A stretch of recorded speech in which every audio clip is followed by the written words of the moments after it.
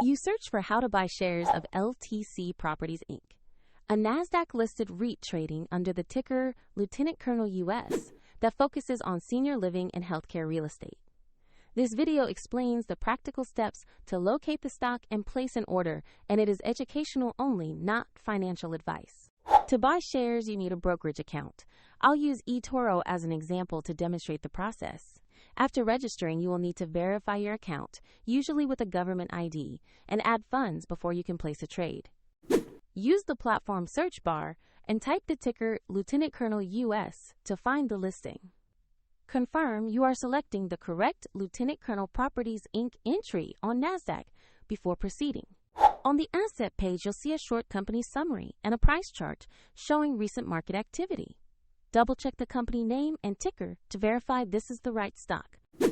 To invest, click the Buy or Trade button, enter the amount you want to invest, and review the order details carefully before confirming. If the market is closed, your order may be queued until trading resumes, and if your balance is insufficient, the platform will prompt you to add funds before confirming. After the trade is executed, you will see your position in the portfolio section. For the example link to eToro, check the video description.